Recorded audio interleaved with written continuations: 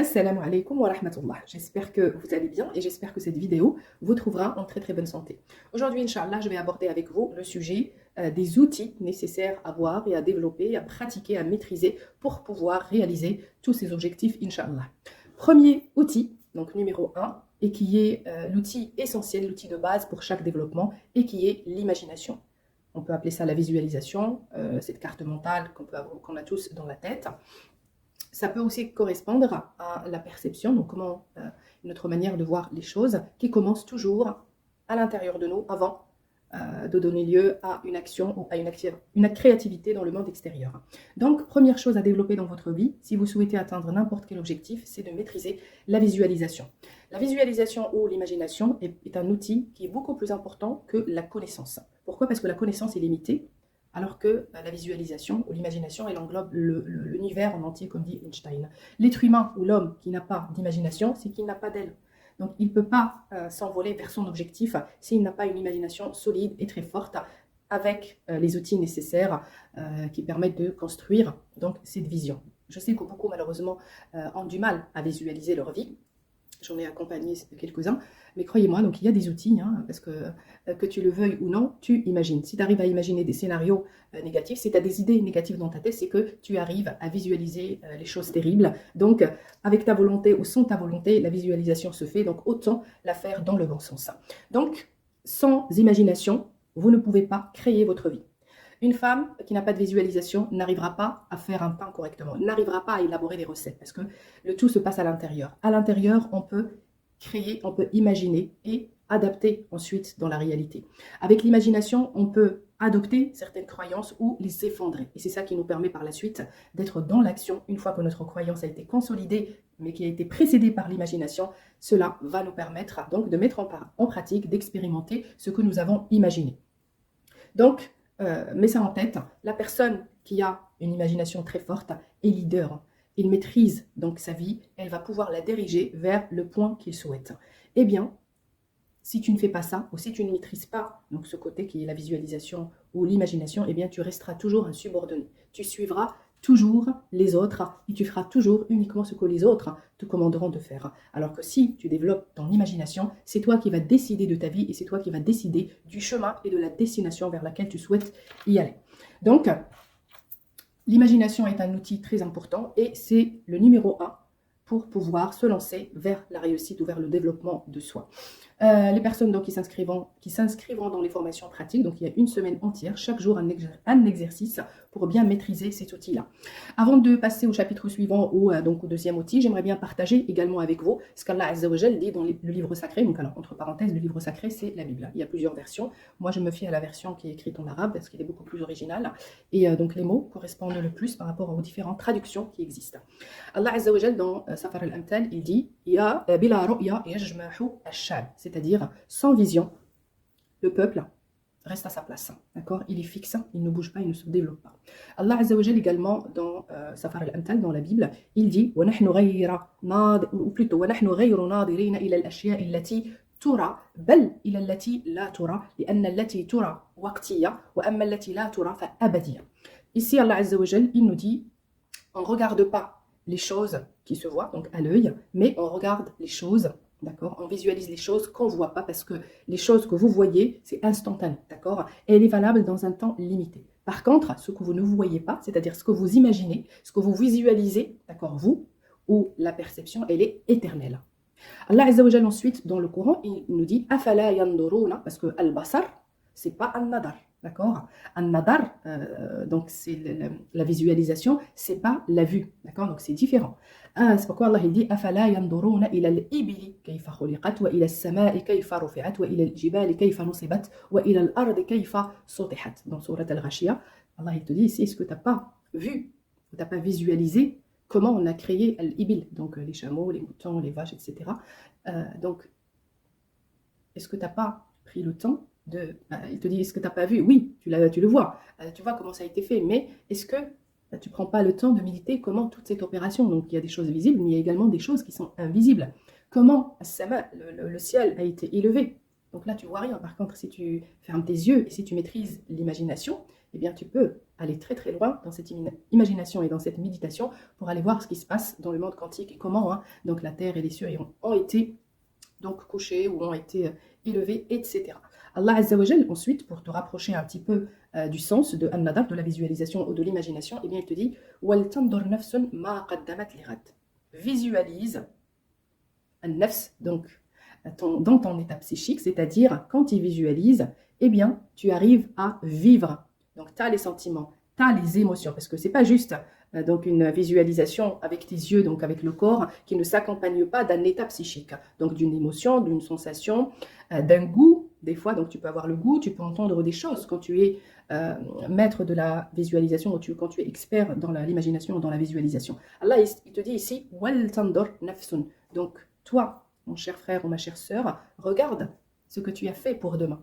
Donc tu me diras, ben non, je ne peux pas voir, demain n'est pas encore là. Mais si, les personnes qui maîtrisent la visualisation, ils visualisent ce qui va se passer pour demain. Donc c'est pour cette raison, ils sont sur le bon chemin et ils peuvent mettre en place la bonne action comme elle se doit pour mériter un lendemain meilleur.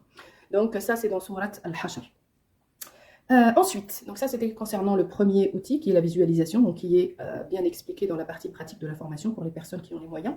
Le deuxième outil c'est la relaxation, d'accord, et le fait de ralentir le cerveau. Alors quand je dis ralentir le cerveau, c'est de ne pas penser. C'est pas du tout, mais être dans des fréquences donc, qui vont permettre au cerveau de se relaxer au point même de rentrer dans un état de semi-hypnose. On est conscient, d'accord, mais c'est comme avant de s'endormir. Donc, la relaxation, on calme le cerveau et le sommeil. Vous allez me dire, mais qu'est-ce que tu racontes? Comment la progression est liée au sommeil, ou comment le développement de soi, ou comment la manifestation peut se faire par donc, la qualité du sommeil. Donc, effectivement, tout ça est lié. Pourquoi? Parce que la relaxation, c'est pas un confort, c'est pas quelque chose de luxe qui est réservé donc, aux personnes riches, pas du tout. Mais, croyez-moi, c'est un outil qui est très important pour se développer et pour réussir dans sa vie. Pourquoi? Parce que ça permet d'augmenter, d'accord, la clairvoyance, de clarifier certaines choses, al-bayan, c'est-à-dire plus on est relaxé, plus on arrive à voir au-delà des choses. Parce que quand on est dans l'excitation, quand on est dans l'énervement, quand on est dans voilà, la surexcitation, qui est de fait une chose naturelle avec les mouvements de la vie, avec l'action, etc., des fois, on peut ne pas voir certaines choses, comme on dit, la nuit porte conseil. Donc, c'est tout simplement le sens, ce que ça veut dire. Ça veut dire qu'une fois que tu es calmé, une fois que tu t'es bien reposé, eh bien, tu arrives à voir au-delà des choses et à partir de ce moment-là, tu peux trouver les bonnes solutions et les bonnes actions à mettre en place ou pas. Donc, retenez une chose, un cerveau relaxé, d'accord, ou un esprit relaxé est capable de réfléchir. Celui qui est tout le temps dans le stress, tout le temps dans l'agitation, il est simplement occupé à survivre, d'accord? C'est-à-dire la seule préoccupation ou le seul objectif pour un cerveau qui est tout le temps dans l'agitation et qui ne prend pas le temps de se relaxer, c'est il cherche simplement comment survivre. Et ce n'est pas la méthode efficace qui te permettra de réaliser tous tes objectifs, Inch'Allah. Pareil, donc les personnes qui arrivent à se relaxer et qui ont une qualité de sommeil qui est très bien, ont une plus forte humilité, une bonne mémoire, d'accord? Donc du coup, les capacités physiques, les capacités intellectuelles, ils augmentent aussi grâce donc au sommeil profond et grâce à la relaxation. Maintenant, on va aller voir du côté du din, du côté de la religion, ce qu'Allah Azza wa Jal a dit dans ses différents livres. Donc en commençant par Al-Injil. Alors l'Injil, je ne connais pas le mot exact en français, c'est pas la Bible, c'est différent. Allah Azza wa Jal, il dit Ta'alaw ilayya ya jami'a al-muta'abina wattaqili al-ahmal wa ana urihukum. Ici, Allah il parle du sommeil et il dit venez vers moi. Donc toutes ces personnes qui sont fatiguées et qui ont donc du poids sur les épaules ou sur le dos, parce que je vais pouvoir vous libérer. Je vais pouvoir vous aider à vous reposer. Et là, Allah il parle et du sommeil et de la méditation. Donc toutes ces instances-là qui vous permettent de... D'accord, on pose tout, on pose nos soucis, on pose nos chagrins, on pose nos conflits psychiques et internes, on pose nos préoccupations pour l'avenir ou donc tout ce qui nous a suivi du passé. Donc grâce d'ailleurs à des cléments pour ces ibadah. Quand on dort, on se repose. C'est pourquoi on dit la mort, le sommeil c'est comme une deuxième mort. Normalement, quand on se réveille le lendemain, on doit renaître. C'est-à-dire comme si on vient dans cette vie de nouveau. C'est-à-dire on est censé renouveler toutes nos manières de faire. On est censé donc s'ouvrir à la vie avec un nouveau regard, avec une nouvelle manière d'être, une nouvelle manière de penser. Mais si malheureusement le sommeil n'est pas de bonne qualité, si vous ne prenez pas le temps de vous relaxer, de méditer et de diminuer les fréquences, ben malheureusement, vous allez continuer avec les mêmes charges, avec les mêmes soucis, avec les mêmes chagrins, avec les mêmes préoccupations. Quand vous accumulez, au bout d'un moment, vous vous effondrez et tout ça, c'est pas bon.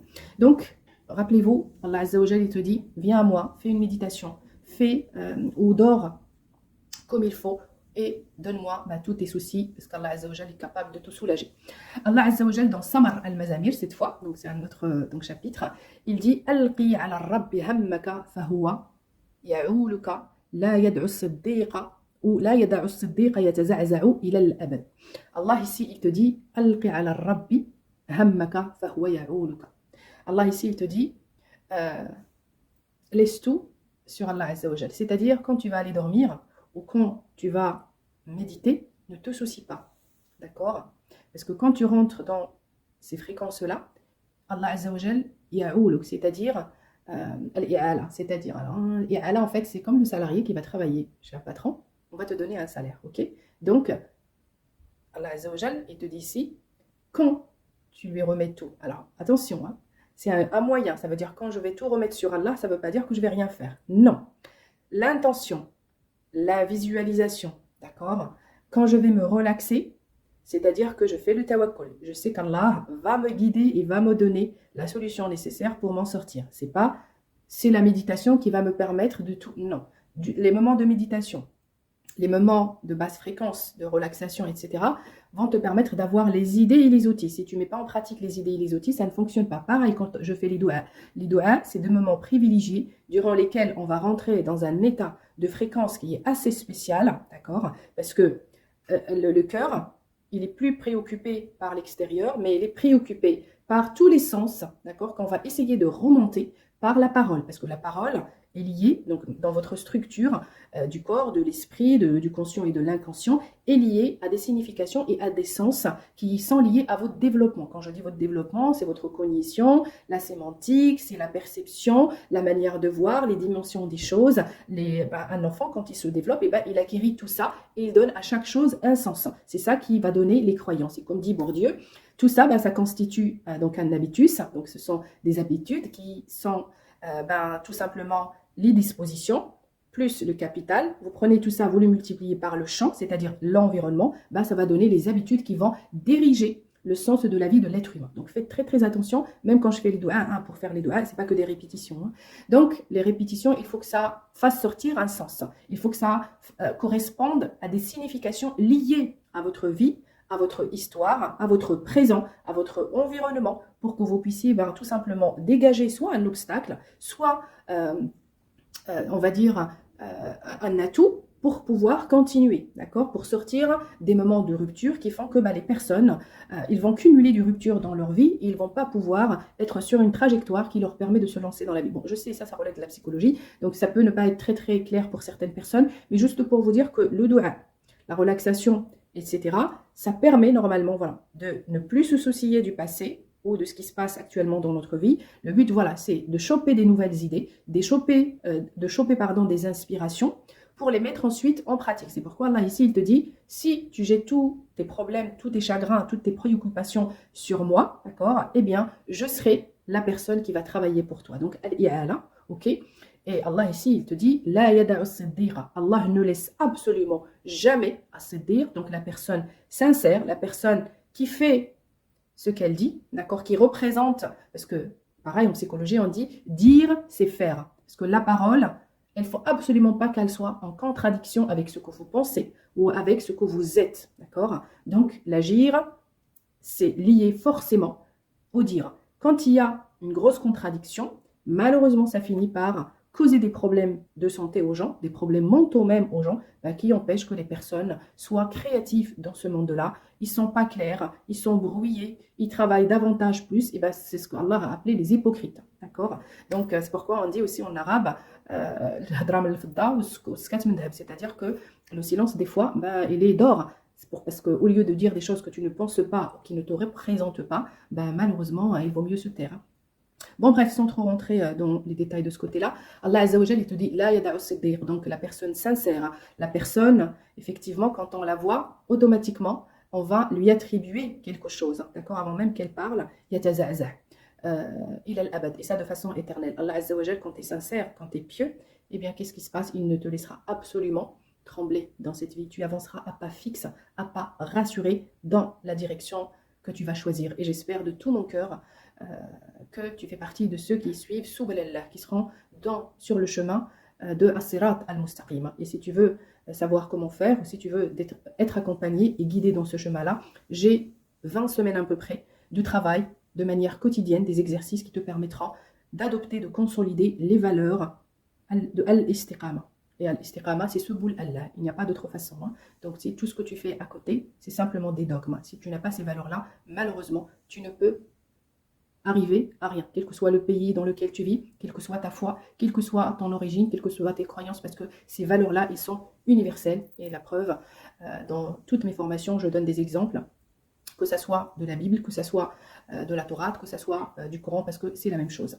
Allah Azza wa Jal, ensuite, il nous dit « Birruju'i was-sukuni takhlusun bil-hudu'i wat-tuma'nina takunu quwwatukum » Ce qui veut dire, Allah ici, il te dit, quand tu reviens, c'est-à-dire quand tu vas privilégier des moments de relaxation, was-sukun, c'est-à-dire l'immobilité. Alors l'immobilité, tout dépend. Il y a certaines écoles de méditation hindoue, la relaxation n'a pas besoin de durer des semaines. Elle ne faut absolument pas qu'elle soit à l'abri ou en isolement du monde. Donc les retraites spirituelles, ils sont très bien, mais dans des limites, d'accord? Parce que l'être humain, il ne peut se développer que dans l'action. Celui qui va être isolé du monde entier, qui n'a pas d'interaction, c'est très facile de dire que je suis telle personne ou telle personne ou telle personne. Mais la personne ne peut se découvrir réellement qu'en interaction avec le monde. Mais dans notre journée, on va privilégier 1 heure, 1 heure et demie, une demi-heure, peu importe, chacun sa capacité. On va revenir à soi. Donc à soi, ça veut dire on revient à Allah Azza wa Jalla et on va se calmer, d'accord? Et Allah ici, il te dit takhlusun. C'est qu'en revenant à Allah, c'est qu'en privilégiant ces moments de méditation que tu es pur, que tu es fidèle, d'accord? Al-ikhlas, al-tawhid, ok? Donc ils sont liés. Al-hudu wa tuma'nina.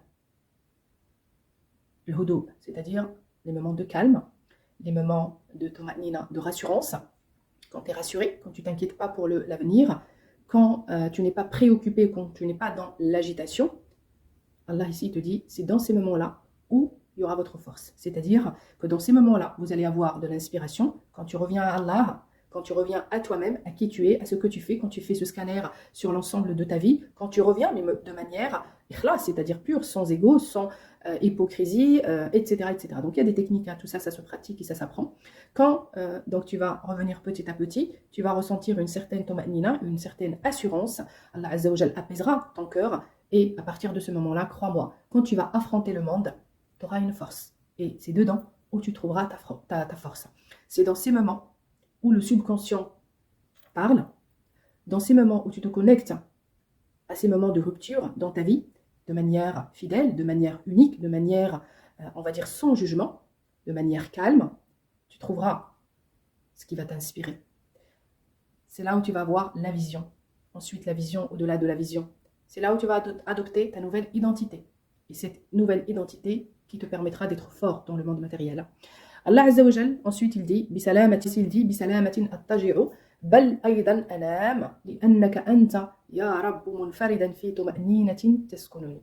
Ce qui veut dire, ici en français, Allah il nous explique tout simplement la manière avec laquelle donc il faut dormir, hein, tout simplement, ou les moments, déjà, pourquoi Allah aussi dans le Coran, vous verrez qu'il y a donc des versets qui correspondent, dans notre moment de détente, dans notre moment où on s'assoit, parce que quand on te dit, assis-toi entre toi et toi-même, c'est-à-dire, je me repose, je m'assois, ou quand je vais aller au lit, il faut que ça soit avec paix, c'est-à-dire dans ces moments-là, on ne s'inquiète plus, dans ces moments-là, on dit, je remets tout sur Allah, Azza wa Jalla. Dans ces moments-là, je vais essayer de me connecter à quelque chose qui me dépasse, à cet univers quantique. Donc pour certains, ils vont appeler l'univers quantique, mais nous, c'est au-delà de cet univers quantique, c'est au-delà de ce champ quantique. C'est Allah Azza wa Jalla par faire une observation, et je vous expliquerai dans la partie pratique comment faire tout ça. Pourquoi? Parce que ici, la phrase elle est juste magnifique. لأنك أنت يا رب منفردا في طمأنينة تسكنني. Il n'y a que Allah, c'est lui qui a la distinction et qui a le privilège. Enfin, c'est pas le privilège, parce que quand on parle de privilège, ça veut dire qu'il y en a d'autres qui peuvent l'avoir. Non, il n'y a que Allah Azza wa Jalla qui peut te permettre de vivre cette paix, cet apaisement qui se trouve uniquement et uniquement dans le cœur. À partir du moment où tu te connectes à cette lumière, à partir du moment où tu te connectes à cette source, premier effet que tu ressentiras quand tu es fidèle, quand tu es pur, quand tu es sincère, eh bien tu vas sentir une assurance. Tu vas sentir, en fait, c'est comme si le temps il se coupe. C'est pareil pour les moments de prière. On ne pense plus à rien. On est, parce que là on parle d'énergie du cœur, on est absorbé par un amour qui nous dépasse. Cet amour qui te dit, comme quand tu es bébé ou quand tu es encore dans le ventre de ta mère, je ne me soucie de rien, je t'aime quoi qu'il arrive. Donc tous tes besoins seront exaucés. Tu es béni, tu es entouré, tu es plongé dans l'amour, d'accord? Et ça, croyez-moi, vous avez beau à essayer tout ce que vous voulez, comme expérience de vie, matérielle, spirituelle, conjugale, ou ce que vous voulez, quand vous avez goûté à cette sensation d'amour éternel, d'amour inconditionnel, qu'Allah peut vous procurer, vous ne la trouverez plus jamais nulle part. Ensuite, parlons maintenant du Coran. Allah Azza wa Jalla dit dans Surat Al-Fath, هو الذي أنزل السكينة في قلوب المؤمنين ليزدادوا إيمانا مع إيمانهم ولله جنود السماوات والأرض وكان الله عليما حكيما. Alors, Allah ici te dit, c'est lui qui a déversé as-sakina, la paix, l'assurance dans les cœurs des croyants. Et quant à cette sakina, cet apaisement, eh bien, qu'est-ce qui se passe au niveau de ta foi? Tu vas encore croire davantage. C'est comme si tu remplissais un verre. Tu as un peu de foi, un peu de croyance. Eh bien, ces moments de méditation, ces moments de rapprochement avec Allah Azza wa Jal, ils vont encore remplir ce verre. Alors Allah ici il te dit, Allah ensuite a des anges, a des armes dans les cieux et dans la terre. Tout ça, il est mis à ta disposition. D'accord? Donc Allah est connaisseur. Ok? Donc une connaissance qui sera mise à ta disposition par une idée, par quelqu'un qui va mettre à ta disposition un ange qui va venir t'inspirer sous les ordres d'Allah Azza wa Jalla. Il va te donner une science, peu importe, là, une information, une intuition, quelque chose que tu vas apprendre, quelqu'un à qui tu vas faire appel, peu importe ce que c'est. Hakim. Et c'est là où il y a la maîtrise. Al-hikma, ça veut dire la sagesse. Et la sagesse, c'est simplement la capacité de maîtriser ce qui t'échappe. Okay. Ensuite, Allah ici, il nous dit toujours dans Surat Al-Fath, لَقَدْ رَضِيَ اللَّهُ عَنِ الْمُؤْمِنِينَ إِذْ يُبَايِعُونَكَ تَحْتَ الشَّجَرَةِ فَعَلِمَ مَا فِي قُلُوبِهِمْ فَأَنزَلَ السَّكِينَةَ عَلَيْهِمْ وَآتَابَهُمْ فَتْحًا قَرِيبًا. Allah ici toujours, il dit رَضِيَ اللَّهُ عَنِ الْمُؤْمِنِينَ. Donc ces croyants-là, qui ont ces traits et qu'on vient de voir à l'instant, ils ont la satisfaction d'Allah. Okay? C'est-à-dire, il leur a permis de franchir ce cap. Et donc, Allah ici, il dit إِذْ يُبَايِعُونَكَ تَحْتَ الشَّجَرَةِ. Quand je dis j'obéis quelqu'un, c'est-à-dire dans une transaction, je te donne quelque chose, tu me donnes quelque chose. Al-bay'a, c'est un échange, d'accord? C'est-à-dire, il va falloir que tu demandes, et tu te demandes de manière quotidienne, qu'est-ce que j'ai donné pour évoluer? Est-ce que j'ai travaillé sur mes capacités intellectuelles?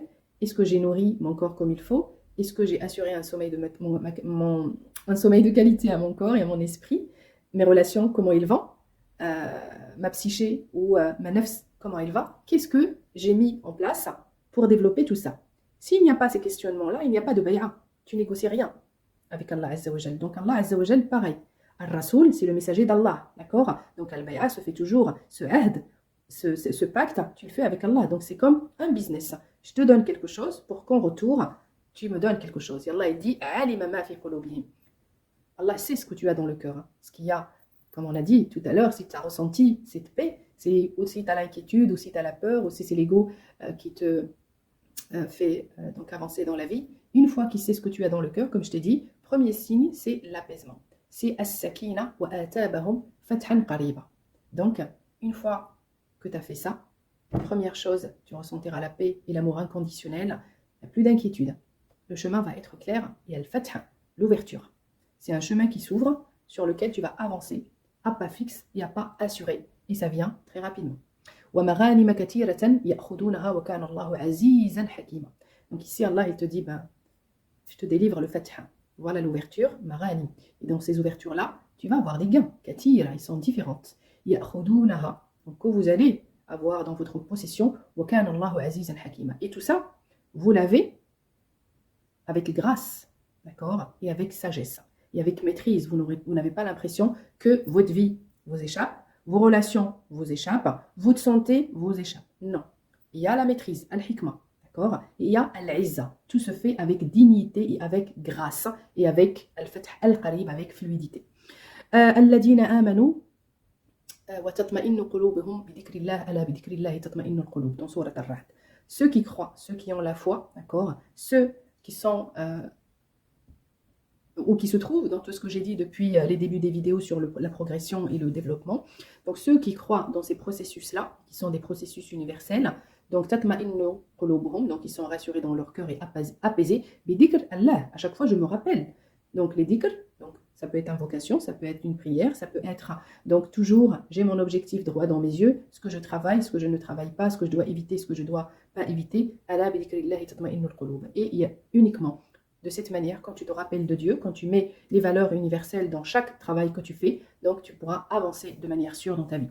وَمِنْ آيَاتِهِ مَنَامُكُمْ بِاللَّيْلِ وَالنَّهَارِ وَابْتِغَاؤُكُمْ مِنْ فَضْلِهِ إِنَّ فِي ذَلِكَ لَآيَاتٍ لِقَوْمٍ يَسْمَعُونَ dans sourate Ar-Rum. وَمِنْ آيَاتِهِ, donc parmi ces preuves, parmi ces signes qu'il vous donne, votre sommeil, donc manam, donc le sommeil, ces moments, voilà, comme je vous ai dit, de relaxation, de détente, وَابْتِغَاؤُكُمْ, donc dans vos moments d'espoir, dans vos moments voilà, de l'imagination, min fadlihi, donc dans cet espoir, hein, tout simplement, à ce qu'Allah Azza wa Jal vous accorde ce que vous voulez, et Allah al-fadl, c'est-à-dire il va vous donner davantage, mufaddal, c'est-à-dire c'est pas limité uniquement à ce que vous avez demandé, il va vous donner, mais davantage, et dans tous les domaines. Wa inna fi dhalika la'ayatin liqawmin yasma'un. Donc tout ça, ce sont des preuves, d'accord, que vous verrez, mais c'est réservé uniquement aux personnes qui entendent, qui ont une connexion entre leur cœur, leur esprit, donc qui arrive à visualiser, qui arrive à entendre au-delà de lui. C'est-à-dire, ici, as-sam', c'est pas juste cette capacité qu'a l'oreille de choper donc un son. Non, on arrive à entendre au-delà des sons que la majorité entendent.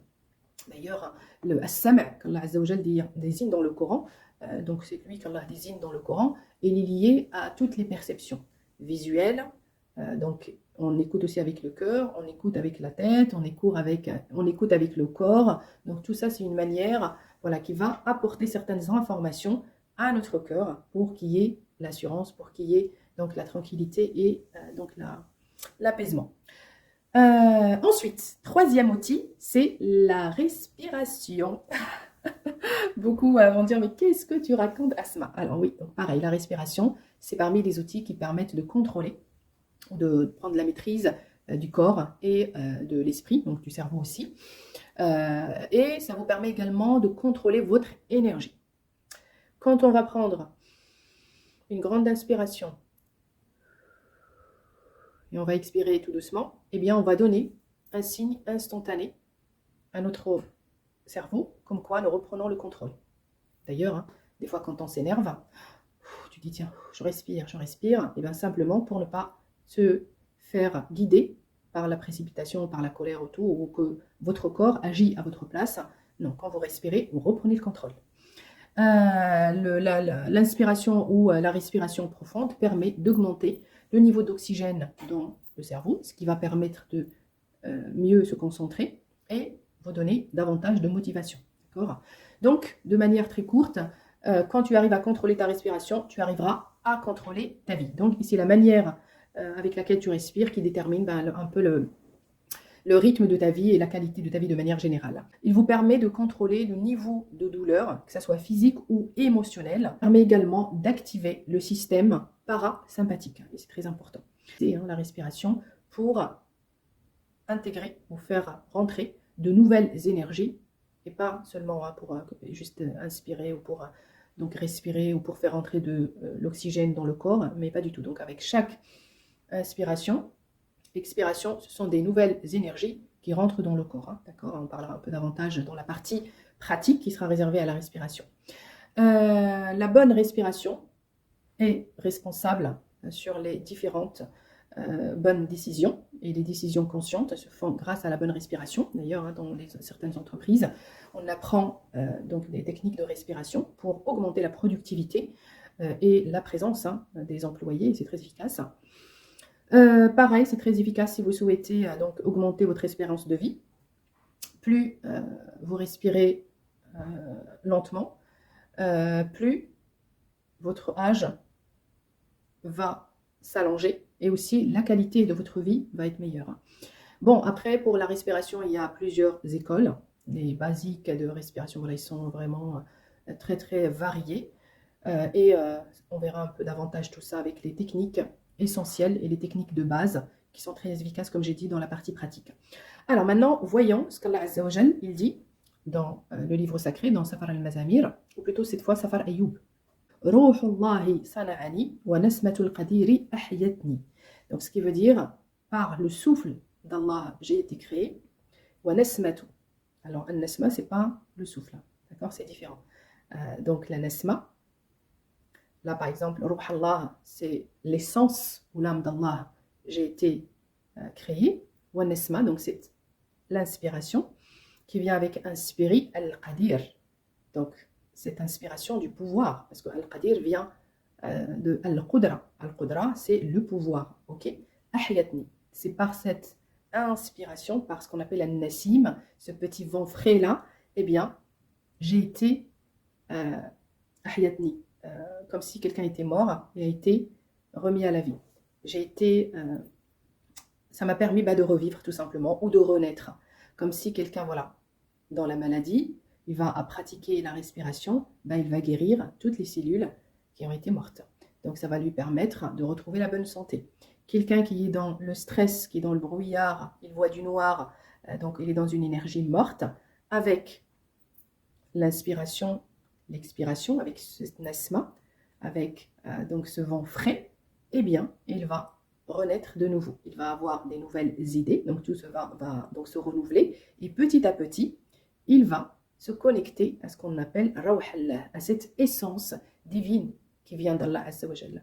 Ensuite, Allah Azza wa Jalla, il dit dans le Coran, donc tout est lié, يسقون من رحيق مختوم ختامه مسك وفي ذلك فليتنافس المتنافسون. C'est dans Surat Al-Mutaffifin, Allah ici il te dit يسقون فيها من رحيق مختوم. Quand tu es dans cet état, d'accord, de visualisation accompagné de respiration, dans un moment de détente, de relaxation, tu auras les outils nécessaires et comment faire tout ça dans la partie pratique pour les personnes qui s'inscriveront. Allah, il te dit yusqaun, comme si Allah vient t'arroser. C'est pas comme si. Allah yusqaun, donc c'est un amr, c'est un fait, il est au présent. Donc, tu vas être arrosé. Min rahiq. Al-rahiq, c'est vraiment le nectar. Et un nectar qui est signé, martoum. Ok. Khitamuhu misk, wa fi dhalika falyanatanafasil mutanafisun. Donc, signé par al-misk. Donc, le misk, vraiment, c'est, on va dire, c'est ce qu'il y a de meilleur, d'accord? Ça vient vraiment, vous avez l'âme de quelque chose. Et vous n'obtenez ça que grâce à la respiration. Falyatanafas al-mutanafisun. D'accord? Donc, reprenez une bonne respiration, méditez, d'accord? Baissez le temps, baissez votre fréquence. Et là, il y a plein de moyens. Respiration, la prière. Alors moi, je suis du coup sur la respiration et la méditation, la visualisation et tout un tas d'outils de pratique. Vous pouvez faire ça dans votre prière. C'est pourquoi, al-khushu', si tu n'es pas sur un rythme qui est lent, c'est-à-dire, alors quand je dis lent, apaisé, tranquille, doux, tu sais ce que tu dis, donc tu rythmes même ta prière par les phases de respiration. C'est à partir de ce moment-là que tu rentres dans le khushu'. Et dans le khushu', tu es coupé du monde extérieur. Donc tu remets tout sur Allah Azza wa Jal. D'accord? Donc tu es dans un état suspendu du temps et de l'espace. Et à partir de ce moment-là, eh bien tu vas pouvoir rentrer en contact, bien entendu en mettant l'énergie du cœur. Tout se connecte, ok, à la source, à la divinité. Bien sûr, on ne se connecte pas à Allah en personne, non. Donc déjà, l'énergie, car Allah Azza wa Jal, elle est juste inatteignable. Donc du coup, même le prophète Moussa alayhi salam n'a pas pu voir Allah, il a réussi à lui parler, mais voilà, on n'est pas dans les mêmes niveaux énergétiques, mais ce sont des inspirations, c'est des rawha, d'accord? Donc des petits vents des petites énergies, mais c'est déjà assez extraordinaire, assez fort pour pouvoir changer tout le cours de votre vie. Donc, فَلْيَتَنَافَسَ الْمُتَنَافِسُونَ. Quatrième outil, c'est la concentration, التركيز. Et pareil, la concentration donc, est un outil qui est méga important parce qu'il va orienter l'énergie que vous aurez développée avec tous ces outils-là. Et une fois que vous avez focalisé votre énergie dans le sens de votre objectif, forcément vos objectifs ils vont pouvoir se manifester, se réaliser de manière plus rapide. La concentration vous permettra donc d'être dans le flow, d'accord? Ce qui vous permet d'apprendre plus rapidement et plus facilement. Donc vous allez maîtriser les compétences, déjà vous allez mieux comprendre, mieux saisir, votre concentration, votre mémoire, tout ça va se développer, et du coup vous allez mieux maîtriser, mieux apprendre, vous allez maîtriser et assimiler les compétences nécessaires qui vont vous permettre par la suite de se développer. La concentration vous évite également les erreurs et les comportements anarchiques et sauvages. La concentration est aussi le moyen qui vous permet d'écrire votre qadar, d'écrire votre maktoub, d'accord? Et ça vous permettra donc d'ancrer. Et vraiment, vous voyez, quand on construit une maison, on fait des trous, des fondations. Donc ces fondations-là, qui vont être constituées de croyances, ils vont vraiment être bien enterrés. C'est-à-dire ils vont prendre racine dans l'ensemble de vos cellules. D'accord? Donc toutes vos cellules, ils vont être empruntées par votre nouvelle identité, par votre nouvelle vision de la vie, qui va être donc bien sûr structurée grâce à la respiration, la méditation, etc. Et là, avec la concentration, vous allez donc mettre davantage de force pour ancrer et structurer tout ça dans l'ensemble de vos cellules. Ok? Donc, il faut aussi bien maîtriser donc, cet outil. Pareil, donc, comme je dis, on le travaille dans la partie pratique, parce que cet outil-là, c'est le seul et l'unique moyen qui vous permettra de contrôler tout ce que vous ressentez. D'accord? Ce n'est pas les émotions. C'est les différentes sensations qu'on a dans le corps. Ils sont, on va dire, contrôlés par, on va dire, les choses sur lesquelles vous vous concentrez. Et comme je vous ai dit, le seul et unique moyen pour accélérer la manifestation des objectifs, donc c'est l'augmentation de la concentration dans votre domaine. Et d'ailleurs, c'est aussi ce qui va différencier une personne qui a réussi dans sa vie et une personne qui est occupée par des choses inutiles ou des fois, elle croit que c'est utile, mais elle est préoccupée par donc, les résultats rapides, par le regard de l'autre, par l'ego, etc. Et ça, c'est un exemple qui vient de Stephen Covey, j'avais noté pour ne pas oublier. Il a dit la seule chose qui différencie une personne qui a réussi sa vie et une autre qui ne l'a pas, c'est simplement, donc voilà, c'est ce concept d'être occupé. Il y en a, ils sont occupés, malheureusement, il n'y a pas de injaz, il n'y a pas d'accomplissement. La concentration, c'est un art de ignorer ce qui n'est pas important, d'accord, et de se concentrer sur ce qui est bénéfique et utile pour toi uniquement. Le contraire de la concentration, c'est Allahu. Allah le dit dans le Coran. Allahu, c'est l'amusement. D'accord? Donc les personnes concentrées, tu ne les vois pas tous les samedis ou tous les vendredis soirs en boîte de nuit. Les personnes concentrées sur leur objectif, ils ne vont pas aller faire des raclettes ou manger des tartiflettes ou manger le couscous ou le msemmen tous les vendredis soirs. Non. Les personnes concentrées sur leur objectif voyagent, certainement, mais comme on dit, le voyage, ça va être un moment de relaxation, de détente, d'accord, où effectivement on coupe, mais c'est aussi un moyen de revoir notre vie, de reculer, d'accord, de revenir à soi, de se reconnecter, de se ressourcer, comme on dit. Donc, d'ailleurs, la phrase, elle est juste excellente. On revient à la source. C'est cette source qui va nous arroser, se ressourcer, pour mieux se lancer. Mais voilà, on évite tout ce qui est amusement, tout ce qui est télé, tout ce qui est internet, tout ce qui est ragot, tout ce qui est sortie du soir, tout ce qui est invitation pas utile. C'est très bien, c'est la tarahim. Elle est obligatoire. C'est mes parents, mes frères et sœurs, mais tout le reste, ça peut attendre. Si je les vois une fois par mois, c'est très bien. Pas la peine d'aller les voir. Après, je comprends que c'est un besoin, ça fait du bien, mais oui, mais voilà. Si vous avez ce besoin fondamental d'être entouré par votre famille, pas de souci. Essayez de diminuer au lieu de passer un week-end ou toute une journée à raconter tout et n'importe quoi. Diminuez. Vous pouvez les voir 1 heure, vous pouvez les voir 2 heures et vous rentrez chez vous. Après, plein de moyens qui vous permettent d'organiser votre temps. Donc, n'oubliez pas que le contraire de la concentration, c'est l'amusement.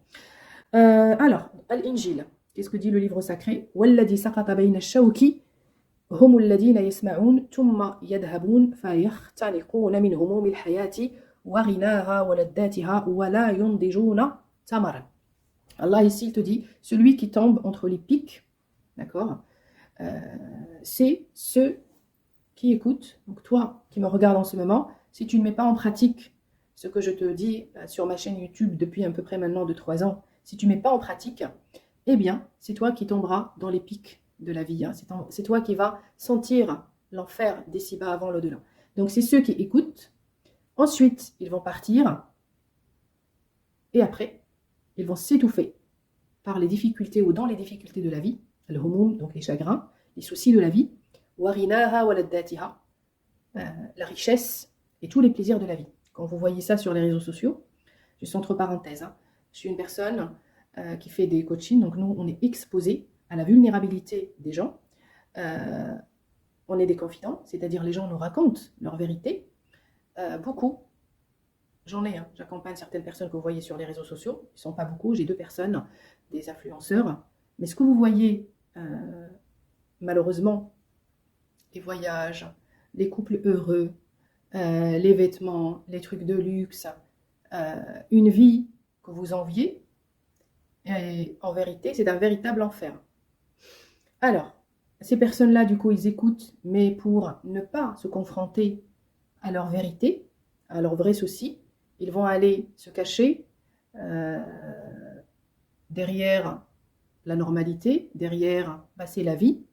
Eh bien, c'est ces personnes-là qui sont, je ne vais pas dire angoissées, mais qui sont étouffées. Ils n'en peuvent plus de voir cette richesse et les plaisirs de la vie, parce qu'effectivement, dans la vie, il y a des plaisirs, d'accord? Et la richesse est parmi ces plaisirs-là, mais les gens qui sont équilibrés, qui sont dans le sabil Allah, sur le chemin d'Allah Azza wa Jalla, quand ils voient qu'effectivement ces plaisirs de la vie, la richesse de la vie, ça ne les étouffe pas, c'est-à-dire que ça ne les presse pas.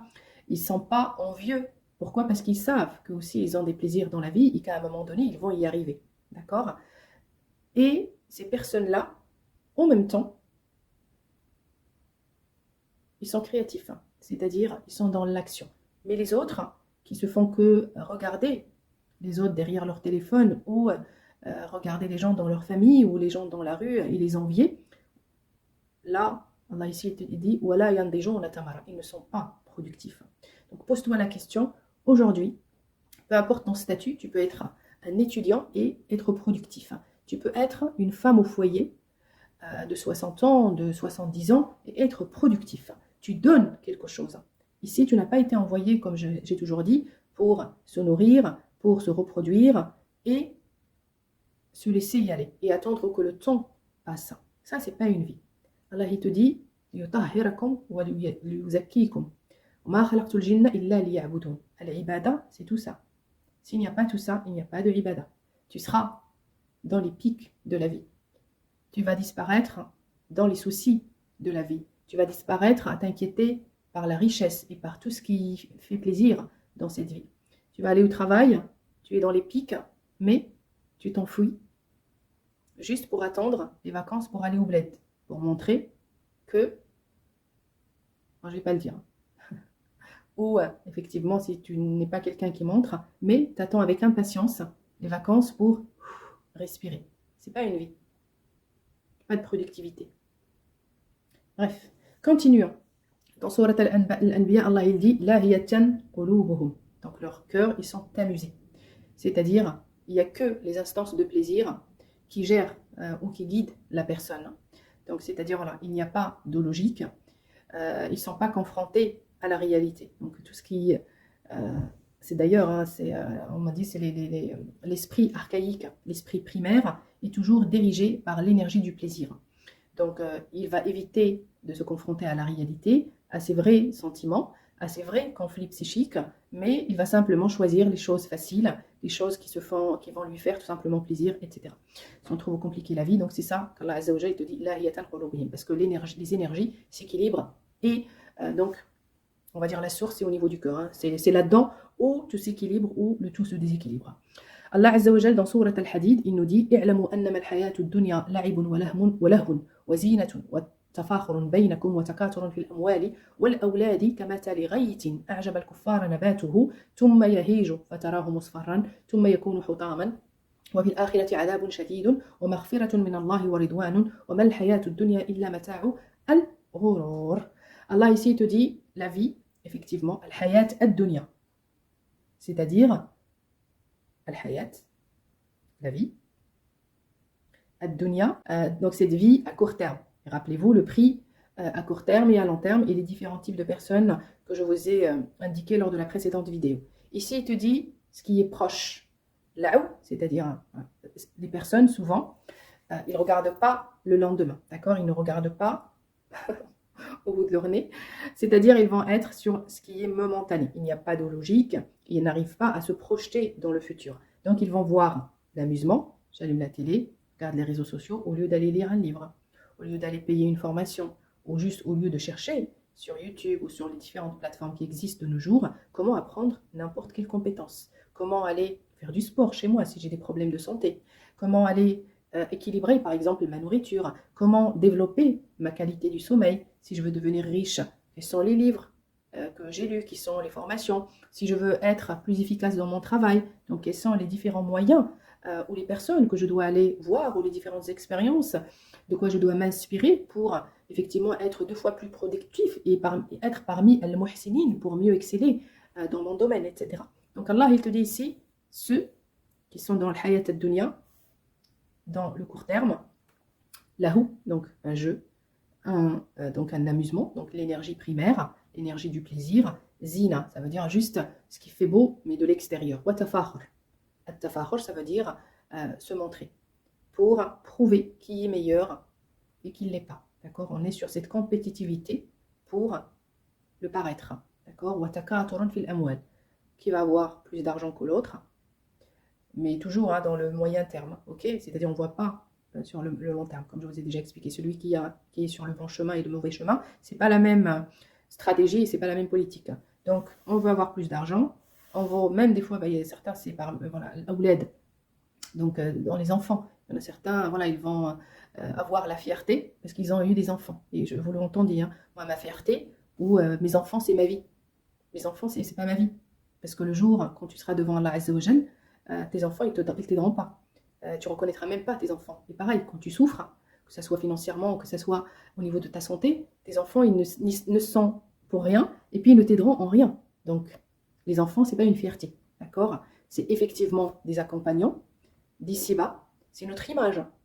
Donc, quand on regarde son enfant, on voit notre enfant intérieur. Donc, à travers nos enfants, qui sont des accompagnateurs, nous, on a été le passage, d'accord? Donc, c'est des âmes qu'Allah Azza wa Jalla a décidé d'envoyer sur cette terre-là. Nous, on est le passage qui leur permettra d'arriver à leur tour dans cette vie. Et dans leurs yeux, on va pouvoir se développer et aller de l'avant dans la vie. Ce qui manque à l'intérieur de nous, on le voit, on le corrige pour qu'on soit l'exemple que nos enfants vont suivre. C'est les manquements que je vois de moi dans mon enfant, je n'ai pas demandé à mon enfant de les faire parce qu'il ne le fera jamais. C'est-à-dire que ton enfant, il va refaire la même vie que tu as eue. Donc, ce que je vois manquant à l'intérieur de moi, et tu le vois dans ton enfant, forcément. Donc, les choses qui ne te plaisent pas dans ton enfant, ce sont tes propres choses, ce sont tes propres conflits. Alors, règle-les, travaille sur toi, sans demander à ton enfant d'éviter de tomber dans les mêmes pièges que toi. Non, parce que ton enfant, il verra l'exemple, d'accord? C'est pas par la parole que ça se passe. Les enfants, ils marchent sur les pas de leurs parents.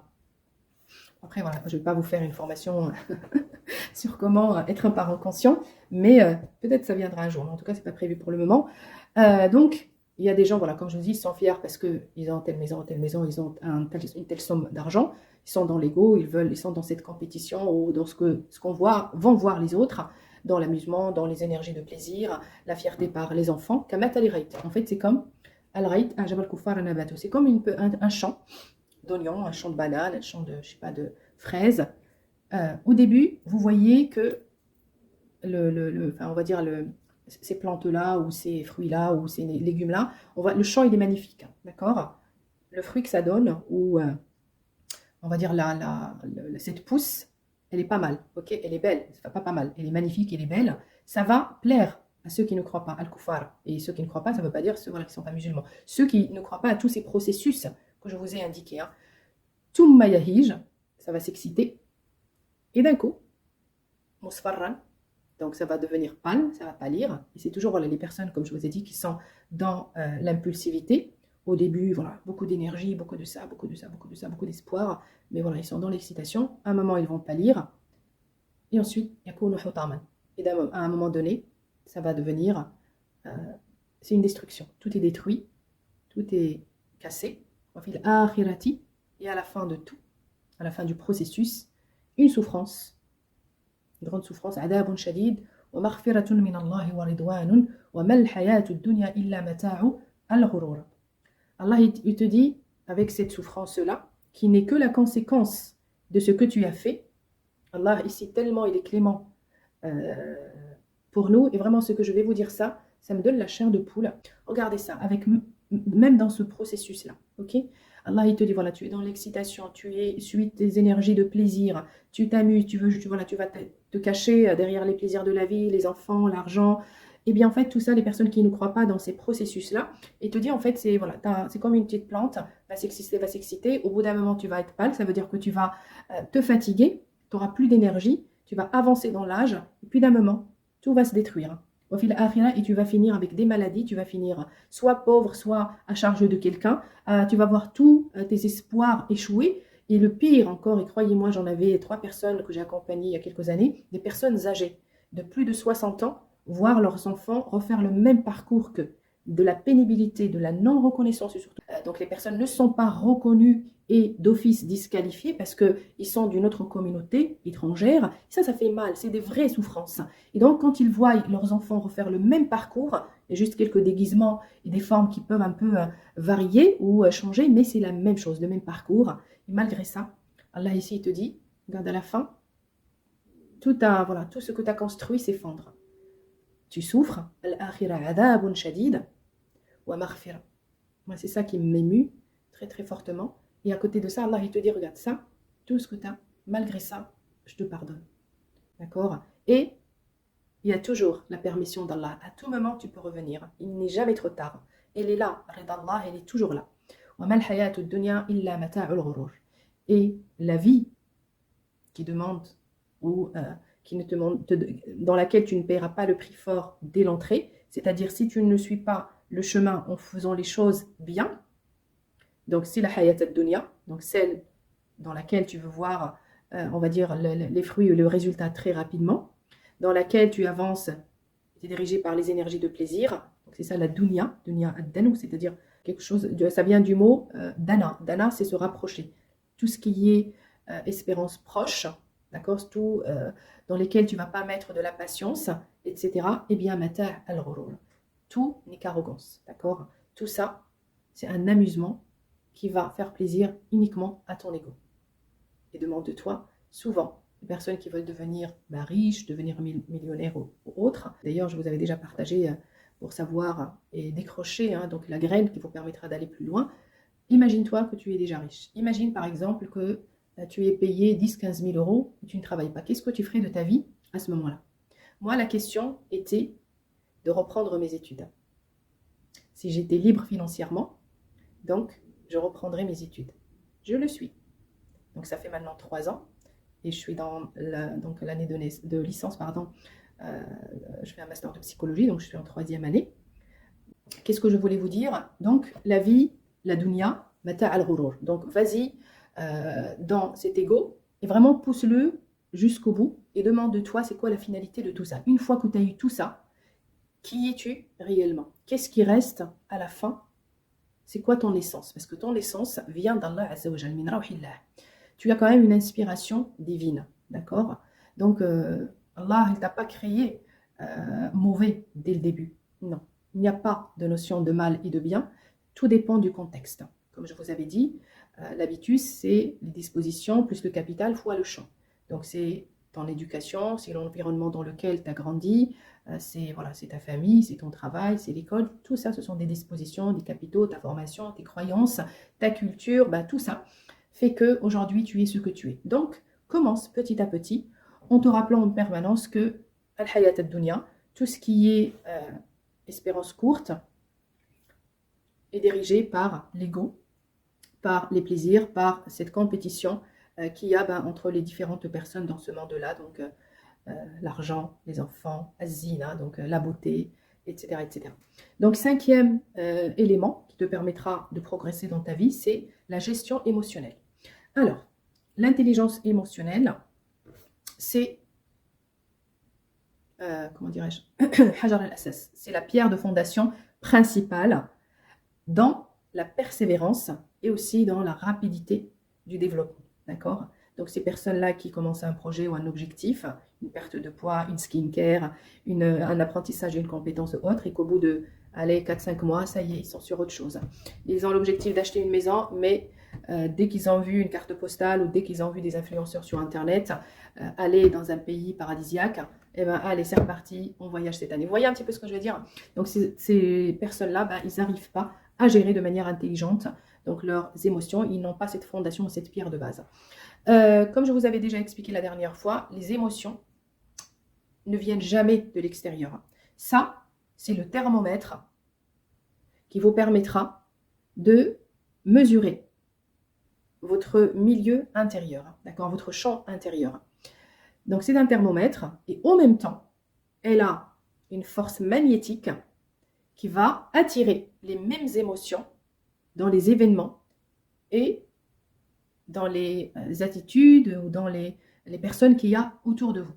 Donc, c'est-à-dire, comment vous vous sentez à l'intérieur va vous attirer une situation qui va davantage accentuer ce sentiment. Donc, une émotion négative, elle va attirer des personnes qui ont les mêmes émotions, mais ils ne vont pas vous les montrer. D'accord? Donc, vous allez attirer des personnes qui sont sur les mêmes fréquences que vous. Les émotions, c'est la manifestation de surat al-hisab, avec les termes du Coran, ou surat al-jaza, la rapidité du compte que vous allez rendre auprès d'Allah Azza wa Jal. Alors, donc, les émotions, c'est deux sortes. Ta'dib, donc souffrance, ou imtah, tu es dans le plaisir, c'est-à-dire tu t'amuses au quotidien. Quand je dis je m'amuse, c'est-à-dire je suis épanouie, je suis rassurée, d'accord, je ne suis pas inquiet, je ne suis pas angoissée, je n'ai pas de goût amer, de jalousie, de haine, de ressentiment contre quelqu'un ou contre une situation. Donc ça veut dire que je profite de la vie. Profiter de la vie, c'est pas aller en vacances, c'est pas aller acheter du Chanel, c'est pas manger du caviar, non. Tout ça, roror, d'accord? Donc ça, c'est pas vraiment l'épanouissement. Peut être avec les choses les plus simples. Tu peux rester toute l'année en France en étant épanoui parce que chaque jour, tu as l'impression que tu deviens une nouvelle version de toi-même. Chaque jour, tu te développes. Chaque jour, tu vas de l'avant. Chaque jour, tu arrives à dépasser les contraintes. Donc, tu les délies dans l'action et dans les circonstances que tu vas confronter au quotidien. Tu vas être fier de toi. Tu vas avoir l'estime de toi qui va augmenter au fur et à mesure. C'est ça ce qu'on appelle l'épanouissement. Donc, la joie, le plaisir de vivre. Autre chose, c'est pas vrai. Ensuite, les émotions, c'est le début et c'est la fin et c'est la boussole qui va te permettre d'avancer dans tous les domaines qu'on a déjà abordés et avec tous les moyens que tu auras à disposition. C'est ça qui va te permettre de mesurer ta situation, d'accord? La gestion intelligente des émotions, c'est parmi les signes, d'accord, ou les symptômes, on va dire, qui vont apparaître sur toi et qui vont t'indiquer que tu vas rapidement avoir du pouvoir sur ces terres. Tu vas y arriver à ton objectif ou pas. Alors, questionne-toi, comment je me sens tous les jours? Est-ce que j'ai de l'inquiétude? Est-ce que j'ai peur? Est-ce que je suis triste? Est-ce que je suis confus? Est-ce que je suis en colère? Et creuse derrière tout ça. Donc, à chaque fois que tu vas creuser, tu vas régler un problème, un conflit psychique. Une fois que le conflit psychique est réglé, il disparaît de l'inconscient. D'accord? Donc, ça ne reviendra pas. Un conflit psychique ou une émotion non déliée, ou non diluée, enfin comme vous voulez, c'est-à-dire si tu ne la fais pas remonter à la surface, la travailler, d'accord? Et quand je dis la travailler, c'est ni le maquillage, ni la chirurgie esthétique, ni un corps de rêve, ni des vêtements de luxe, ni la voiture dernier cri, ni la villa au bord de la mer, ni les voyages je ne sais où, délirants et régleront ces conflits psychiques. Non. Effectivement, les vacances, ça fait du bien, ça repose, mais ça ne règle pas les problèmes psychiques. Ça se trouve, même en vacances, tu vas te prendre la tête. Donc, pour vous dire que les émotions, ce sera votre thermomètre. avant d'aller de l'avant dans votre vie. Réglez tout ça, sinon ça ne sert à rien. Ensuite, Allah Azza wa Jal, ici, pareil, donc dans la Bible, il dit, ou dans le livre sacré, je préfère, Al-bati'u al-ghadab khayrun min al-jabbar, wa maliku ruhihi khayrun mimman ya'khudu madinatan. Ce qui veut dire, Allah ici, il te dit, Al-bati'u al-ghadab, celui qui s'énerve tout doucement, c'est-à-dire de manière, enfin, je ne vais pas dire raisonnée, mais qui ne s'énerve pas très fortement, khayrun min al-jabbar, est mieux que celui qui a du pouvoir, est mieux que celui qui a plus de force. Donc, le mieux, c'est celui qui maîtrise sa colère ou qui ne s'énerve pas. Enfin, on s'énerve tous. C'est un sentiment, c'est une émotion naturelle. Il n'y a personne qui ne s'énerve pas. Mais il y a des degrés. Donc, celui qui a un degré moins et qui l'affiche moins, eh bien, est mieux que celui qui a du pouvoir, ou al-jabbar, que celui qui est très fort et qui montre qu'il est capable. Wa maliku ruhihi, celui qui a la maîtrise de son âme, parce que tout ça vient de l'âme, d'accord? Khayrun mimman ya'khudu madina, est mieux que celui qui est propriétaire d'une ville. D'accord? Donc, vraiment, voyez un petit peu Allah Azza wa Jal, l'exemple et la profondeur de ce qu'il dit. Quand j'ai la maîtrise de moi-même, j'ai pas besoin d'être propriétaire d'une ville, ni d'avoir une surpuissance. Ensuite, Allah il te dit, بل نفتخر أيضا في الضيقات عالمين أن الضيق ينشئ صبرا والصبر تزكية والتزكية رجاء والرجاء لا يخزي لأن محبة الله قد انسكبت في قلوبنا بالروح القدس المعطى لنا. Ici Allah il te dit donc بل نفتخر أيضا في الضيقات, c'est-à-dire je suis aussi fière dans les moments difficiles, quand je me sens un peu serré financièrement, quand je me sens un petit peu serré s'il y a des problèmes dans la famille, au travail, j'ai moins de pouvoir d'agir, etc. En sachant, c'est-à-dire nous les personnes qui sommes fières dans les moments difficiles, ces personnes-là qui ne vont pas afficher une colère et qui arrivent à se maîtriser dans ces moments-là, ils savent, c'est ces moments où tu es serré qui vont t'apprendre la patience. La patience, c'est comme un muscle, il se développe, d'accord, et s'élastifie. Plus tu vas maîtriser cette patience, plus ta patience va avoir de la longueur. Et la patience, c'est une élévation. C'est une manière qui te permettra de progresser. D'accord? Et le développement, quand tu t'élèves, eh bien, c'est un espoir. Les personnes qui n'ont pas de patience, c'est-à-dire ils n'ont pas de foi. Ils ont éliminé l'existence d'Allah Azza wa Jal parce qu'il n'y a pas d'espoir. L'espoir, la yurzi. Quand j'ai de l'espoir, je ne serai jamais battu. Je ne serai jamais humilié. Jamais. Parce que l'amour d'Allah, il a été une sakabat, déversé sur nos cœurs, avec l'essence sacrée, al-mu'ta qui nous a été attribuée. Voyez donc tout à l'heure le cœur, l'énergie et la connexion, on est arrosé par le nectar. Quand cette opération de l'arrosage se fait de la source qui est Allah Azza wa Jal, l'essence sacrée. Ar-Ruh, c'est pas l'âme de Jésus comme beaucoup croient, mais effectivement quand vous revenez comme ça aux écritures arabes, c'est beaucoup parce que les mots c'est pas les mêmes. Donc l'âme c'est pas Ar-Ruh, donc c'est l'essence. Oui, on peut dire de manière vulgaire l'âme de quelque chose, c'est-à-dire vraiment l'essence, c'est-à-dire les choses les plus importantes et qui créent le plus d'impact. Donc ici tu dis parce que l'amour d'Allah Azza wa Jal a été versé dans mon cœur. Et cet amour-là, ce n'est pas des trucs superficiels, ça vient de l'essence, comme je vous ai dit tout à l'heure. Quand tu as la toma'nina, l'apaisement, quand tu te connectes à cet amour inconditionnel, divin, tu ne t'inquiéteras plus jamais de ta vie. Ta vie ne sera absolument pas la même. Tu remets tous les soucis, je suis assuré, je suis sur le bon chemin.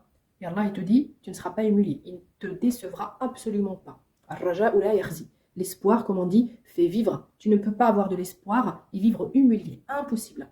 Si c'est le cas, il y a quelque chose qui ne va pas. Il y a sûrement quelque chose qui ne va pas. Allah Azza wa Jalla, ensuite, il dit لِأَنَّهُ كَمَا شَعَرَ فِي نَفْسِهِ هَكَذَا هُوَ. Tout simplement parce que comme tu as ressenti, tu es comme ça. D'accord? Comme je vous avais dit tout à l'heure, les émotions vous attirent la même chose, qui va soit davantage amplifier ces sentiments, soit vous ramener des personnes qui ont les mêmes sentiments. D'accord? Donc vous allez attirer la même chose. Et du moment où par exemple, quelqu'un qui va sentir une infériorité, il ne va pas la justifier parce que la personne est arrogante ou parce que... Non, parce que tu es réellement comme ça. Pourquoi le sentiment d'infériorité? La jalousie, par exemple, la haine ou le fait d'être, on va dire, d'aller attaquer quelqu'un. Alors quand je dis attaquer, ça peut être uniquement dans la parole, d'accord? Eh bien, quand tu vas faire une fouille archéologique, eh bien, tu vas aller délier, dissocier sentiment par sentiment, jusqu'à remonter, par exemple, à un sentiment d'infériorité. Un sentiment d'infériorité peut venir de l'extérieur, comme peut venir aussi de l'intérieur. Ça peut être effectivement une expérience que tu as eue quand tu étais enfant, mais là, voilà, avec des techniques, on remonte à l'inconscient, etc. Ça se soigne. Mais ce qui reste malheureusement, et qui est difficile, et qui demande beaucoup de travail, c'est toi. Pour augmenter l'estime de toi, parce qu'il n'y a que ça qui va supprimer le sentiment d'infériorité, eh bien, il va falloir que tu mettes en place des actions qui vont te permettre de te sentir meilleur. Et ce n'est pas les vêtements, c'est pas comme je vous ai dit, tous ces trucs superficiels ne fonctionnent pas. Donc, parce que, Allah ici, il dit comment tu te sens, tu es réellement. D'accord? Donc faites vraiment très attention à ça. Ensuite, Allah il te dit ce, c'est pas al-kadam, c'est pas étouffer. On va dire c'est simplement la contenir. Ok? Quand je contiens ma colère, eh bien, je pardonne à l'autre. Pourquoi? Parce que je pardonne à l'autre, parce qu'il y a une part d'une émotion positive à l'intérieur de moi. C'est pourquoi je vois les autres. C'est pourquoi Allah dit kama sha'ara fi nafsihi fa huwa hakada. Si je ne pardonne pas à l'autre, c'est parce que j'ai fait quelque chose d'impardonnable. Quand je contiens ma colère, quand je sais que je suis une personne de bien, qui est sur le chemin de Sabil Allah, automatiquement, je pardonne aux gens. Parce que je me pardonne moi-même. Si je ne me pardonne pas moi-même, impossible de pardonner aux autres.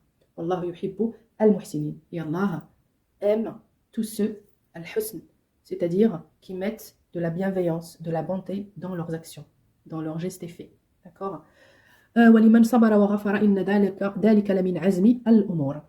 fait, tout ça, le sabr, tout ça, etc., c'est de la gestion des émotions. Hein. Donc, voilà, on parle toujours du même sujet. Celui qui patiente, celui voilà, qui va prendre son temps. Donc, d'ailleurs, al-azm, c'est-à-dire les personnes qui ont la maîtrise, qui ont une volonté, al-azim. Quand tu as une vraie volonté dans la vie, tu peux pardonner.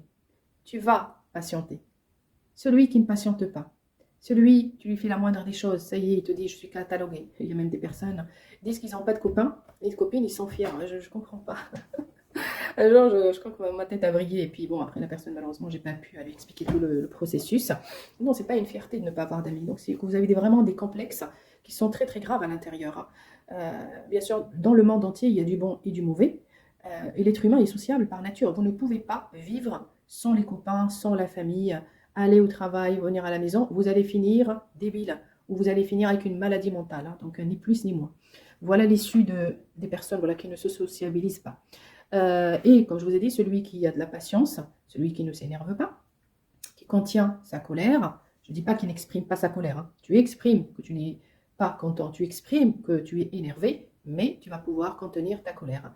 Wa ghafar, tu pardonnes, celui qui a la maîtrise, celui qui est maître de sa vie, pardonne à l'autre. Hein. Celui qui ne pardonne pas, donc c'est un subordonné, il y a encore de la colère, il a encore de la haine, donc c'est la vie qui le maîtrise et non pas le contraire. Parce que ce n'est pas quelque chose que tu choisis de ne pas pardonner aux autres. Non, tu subis encore la conséquence de quelque chose que quelqu'un d'autre a choisi. Donc, tu dépends encore de son choix. Quand tu décides de pardonner, tu choisis ta vie. Hein. C'est toi qui es maître de ta vie et non pas le contraire. Dans Surat Ibrahim, Allah a permis que si tu fais preuve de gratitude, et la gratitude ne peut venir que si tu as maîtrisé tout ce que je viens de dire à l'instant. Donc, gestion émotionnelle, intelligente égale gratitude. Gratitude égale augmentation du risque. Point barre. En sixième outil, vous avez al-wa'i, c'est-à-dire une conscience qui est profonde et qui contient l'ensemble de la connaissance. C'est-à-dire, la conscience, c'est pas limité à un domaine ou à un autre, mais la différence entre l'information, quelqu'un de cultivé, quelqu'un de connaisseur, et quelqu'un de conscient, c'est que la personne consciente va utiliser l'information et l'appliquer dans les différents domaines de sa vie. d'accord? Et là, je vais développer un petit peu plus donc le côté et la différence entre la conscience et l'information. L'information, c'est comme un point de lumière ou une tache lumineuse qu'on a dans le cerveau. Et donc ça, c'est concernant l'information.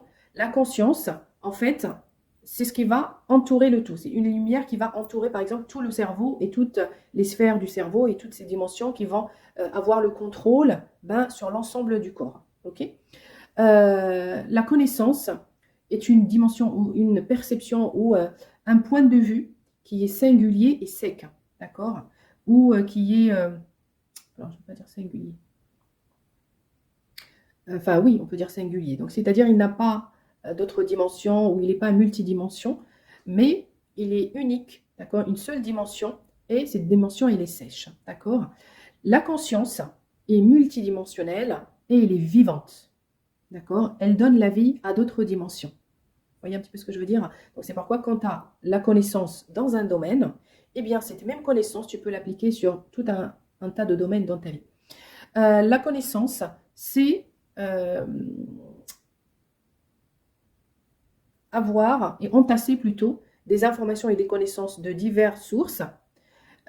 Et ces gens-là qui adorent, par exemple, écrire des inspirations, écrire des proverbes, écrire des idées, écrire des objectifs, des idées, et puis voilà, condenser ça, plus ça, plus ça, plus ça. Ils savent plein de choses, mais ils sont conscients de rien. Vous voyez, ils ne mettent rien en application.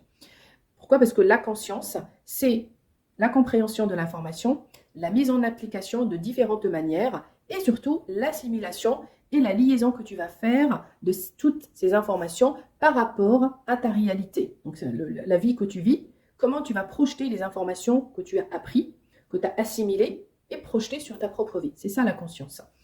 La connaissance est facile à avoir, d'accord? Donc, tu peux faire n'importe quelle recherche aujourd'hui sur ChatGPT ou avec l'IA. Ou éventuellement, si tu lis beaucoup, tu peux avoir donc la connaissance facilement. Par contre, la conscience est complètement différente. Et la conscience ne se fait ou ne se réalise que si tu médites, tu développes donc ta visualisation et ton imagination, tu plonges avec concentration dans l'application de tout ce que tu as appris, d'accord? Et ensuite, tu vas mettre en pratique pour tester un petit peu expérimenter toutes les possibilités possibles dans des domaines différents de la même information. C'est-à-dire que tu vas pratiquer, après visualisation, méditation, concentration, une seule info, tu vas la pratiquer de manière différente dans l'ensemble des domaines de ta vie. C'est ça la conscience d'une info. Par exemple, c'est valable pour une ayat. Tu dis une ayat, par exemple, le sabr.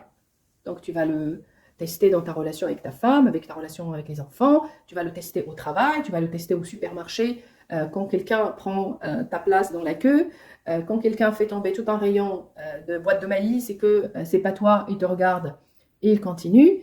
Tu vois, quand vous emmenez vos enfants dans un parc où tout le monde est excité, où tout le monde vous saute dessus, et puis il y en a qui vous regardent de travers. Donc c'est ça, la patience. Vous voyez un petit peu ce que je veux dire? L'information ou la connaissance, ensuite, est superficielle et limitée, comme je vous avais déjà expliqué. Et la conscience, elle est profonde, beaucoup, on va dire, développée ou en avance, et vous permet de voir un petit peu l'image au complet. D'accord? L'information, elle est facile à oublier. Par contre, la conscience, inoubliable. D'accord? Impossible. Mais vraiment. Pourquoi? Parce qu'elle a pris racine dans vos structures. Une expérience, vous ne l'oubliez pas. Une information, vous l'oubliez. Quand vous faites l'expérience d'une information, vous ne l'oubliez pas. Dans l'information, on utilise uniquement le cerveau. Dans la conscience, on utilise bien sûr le cerveau, le cœur, toutes les émotions, sans exception, et al-wijdan, c'est-à-dire toute notre unité, notre personne, notre présence, donc notre moi entier est concerné par cette information. Ensuite, l'information, donc voilà, là je vais vous lire un petit peu ce que j'ai écrit, vient toujours de l'extérieur et souvent reste à l'extérieur, il va se disperser ou il va s'oublier ou disparaître avec le temps. La conscience provient de l'intérieur, la source est toujours l'intérieur et prend racine dans la psyché de l'être humain, d'accord, dans la logique de l'être humain, vous voyez, dans son existence. Donc c'est vraiment, voilà, c'est multidimensionnel comme je vous ai expliqué. Pour l'information, on va s'appuyer sur la mémoire et le stockage, d'accord. Par contre, la conscience repose sur l'expérience, sur la compréhension et le vécu émotionnel de cette information. L'information, c'est beaucoup d'informations et peu de résultats. La conscience, quand tu es conscient de quelque chose, il te faut très peu d'informations, il te faut par contre beaucoup d'expérience et là, tu as plus de résultats. L'information n'a aucun effet sur le changement du comportement ou sur le changement de ta vie au quotidien. Ce n'est pas l'information qui va influencer l'attitude. Par contre, la conscience, c'est ce qui contrôle l'attitude, c'est ce qui fait engager les personnes dans certains domaines et pour adopter certains comportements. Et c'est ce qui garantit que tu vas t'engager dans ce comportement à long terme et de la meilleure des manières. Pour finir, l'information, la personne détenteuse d'informations parle beaucoup et n'est pas influencée, c'est-à-dire c'est pas ça qui gère sa vie. Et les personnes qui ont un niveau de conscience, vous le voyez, ils parlent peu, mais ils travaillent beaucoup, il y a beaucoup d'actions et ils ont énormément d'influence. Donc, je vais aborder maintenant avec vous le dernier pilier ou le dernier outil qu'il vous faut pour vous développer et qui est l'énergie. Allah, ici dans le livre sacré, il nous dit la lumière des pieux et des bonnes personnes donne la joie. C'est-à-dire, c'est ceux qui font toujours plaisir, ceux qui vont toujours te permettre de sentir le bonheur et la joie. Par contre, l'aura, parce que là, c'est pas un nour. Quand on est une mauvaise personne, on n'a pas de lumière. Hein, d'accord? On a un aura qui s'éteint. وفي هذه الدينونة إن النور قد جاء إلى العالم وأحب الناس الظلمة أكثر من النور لأن أعمالهم كانت سيئة. Ici, en gros, Allah il te dit, la lumière est arrivée dans le monde, mais les gens, ils ont préféré la noirceur ou voilà, l'injustice, la méchanceté, etc., plus que la lumière, parce que leurs actes étaient mauvais, étaient méchants. Donc, jamais quelqu'un dans les actes sont pieux, dont les actes sont bons, va attrister quelqu'un d'autre, va être dur avec quelqu'un d'autre, va blesser quelqu'un d'autre, va ne pas pardonner quelqu'un d'autre, va critiquer quelqu'un d'autre. Non. Ces personnes-là, voilà, elles privilégient la voie la plus courte, la voie de la noirceur, au lieu de privilégier la voie de la joie, la voie de l'amour, la voie du pardon, la voie de la tolérance, la voie de la fraternité, etc. Et tout ça est lié à l'énergie et à l'aura. Donc, Allah Azza wa Jal dans Surat Al-An'am, il nous dit أَوْ مَنْ كَانَ مَيِّتًا فَأَحْيَيْنَاهُ وَجَعَلْنَا لَهُ نُورًا يَمْشِي بِهِ فِي النَّاسِ كَمَنْ مَثَلُهُ فِي الظُّلُمَاتِ لَيْسَ بِخَارِجٍ مِنْهَا كَذَلِكَ زُيِّنَ لِلْكَافِرِينَ مَا كَانُوا يَعْمَلُونَ. Ici, Allah il te dit, comme si quelqu'un était mort, on l'a refait vivre, on lui a mis une lumière avec laquelle il avance parmi les gens. Kaman, il le compare à celui qui avance dans un chemin sombre où tu ne vois pas d'issue, d'accord? Tu as l'impression que tu vas jamais t'en sortir. Donc, ça c'est la voie de ceux qui ne croient pas. Ils avancent, mais sur la manière la plus courte. Je vis comme font mes semblables. Je vais au travail, j'ai un salaire, je gruge des heures, c'est pas grave, le plus important c'est que j'y vais, je fais ce qu'on me demande de faire, et puis c'est tout. Ok. Je ne me pose pas de questions. Comment j'étais hier? Où est-ce que je vais aller demain? Qu'est-ce que je mets en place? Comment développer mon mental, mes capacités intellectuelles, ma santé, mes relations, ma nefs, etc. Non, il n'y a pas tout ça. Donc, Allah il le dit, votre plaisir est dans ce que vous ressentez tout de suite. Et bien là, vous n'avez pas de nour. Donc, vous n'avez absolument pas cette lumière qu'Allah accorde aux personnes, comme on a dit, et grâce à cette lumière, vous pouvez avancer. Allah il te dit يوم ترى المؤمنين والمؤمنات يسعى نورهم بين أيديهم وبأيمانهم بشراكم اليوم جنات تجري من تحتها الأنهار خالدين فيها ذلك هو الفوز العظيم. يوم يقول المنافقون والمنافقات للذين آمنوا انظرونا نقتبس من نوركم قيل ارجعوا وراءكم فالتمسوا نورا فضرب بينهم بسور له باب باطنه فيه الرحمة وظاهره من قبله العذاب. Dans Sourate Al-Hadid. Ici Allah il te dit, le jour où tu vois, donc c'est ce jour-là, hein, donc les personnes qui n'ont pas de nour, les personnes qui se développent, qui s'élèvent, qui ont chopé le fil pour commencer et qui continuent avec persévérance, avec donc joie, avec espoir, avec, on a dit, miséricorde, c'est-à-dire là, ils arrivent à pardonner, ils font preuve de patience, ils contiennent leur colère, etc. Yawma tara, donc c'est cela, al-mu'minin, les croyants et les croyantes, yas'a nuruhum, c'est la lumière qui va se déplacer à leur place. C'est elle qui avance à leur place. Bayna aydihim wa bayna wa bi aymanihim bushrakum, donc c'est cette lumière-là qu'ils avaient avancé de leurs propres actes et leur foi, donc c'est ça qui a nourri cette lumière-là et c'est ça qui l'a créée.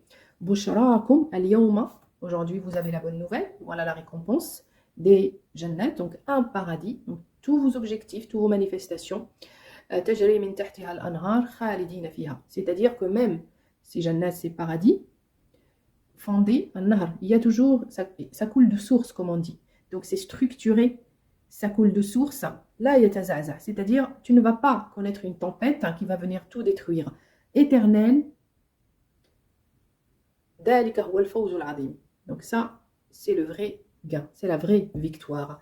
Une victoire, al-adim, vient du mot al-adm, solide, ancré. C'est pas des trucs, voilà, passagères, des influenceurs ou des influenceuses millionnaires qu'on voit et 3-4 ans après, ils ont disparu, ou ils sont en prison, ou ils sont suicidés, ou voilà, l'amour débordant sur les réseaux, et puis 3 mois après, il y a le divorce, ou 3-4 ans après, il y a le divorce. Donc, vous voyez un petit peu ce que je veux dire, donc on ne parle pas de ça. Ces jours-là, les hypocrites et donc les hypocrites, pour l'affirmer, il n'y a pas de masculin et féminin, ils disent à ceux qui ont la foi, Unduruna naqtabisu min nurikum, qila arji'u wara'akum. Donc ces gens-là, ils espèrent prendre un petit peu de lumière, s'inspirer, ou leur demandent, donnez-nous un petit peu, partagez avec nous votre lumière. Et on leur a dit, Wallah, il te dit, reviens en arrière, arji'u wara'akum faltamisu nuran. Essayez de prendre essaye d'attraper, c'est-à-dire revois ta vie et essaye de repartir de iqtiba, c'est-à-dire tu peux à tout moment choper un petit bout de lumière. فَضُرِبَ بَيْنَهُمْ بِسُورٍ لَهُ بَاطِنُهُ فِيهِ الرَّحْمَةُ وَظَاهِرُهُ مِنْ قِبَلِهِ الْعَذَابُ. Et là ici Allah il te dit, entre les croyants et ces hypocrites, il y a un mur. D'accord? La seule chose qui te permettra de savoir la différence, c'est toujours ces émotions-là et c'est cette énergie-là. Il y en a un, batinuh, l'intérieur, rahma, miséricorde. Alors, est-ce que ton intérieur est miséricorde ou pas? Wa dhahiruhu min qibalihi al-adab. Donc, à ces hypocrites-là, le mur qui les sépare, ou le mur qui les sépare avec les croyants, eh bien, il y en a un intérieur, c'est miséricorde, pardon, clémence, empathie, tolérance, et l'autre, al-adab. Ces personnes, de toute façon, c'est moi qui ne sommes pas bien. C'est nous qui sommes les victimes. C'est moi qui ai le goût amer, la jalousie, la haine, l'envie, la critique, le dénigrement. Je ne pardonne pas, jamais de la vie. Je me souviendrai toute ma vie, il m'a fait ça, il m'a fait ça, il m'a fait ça.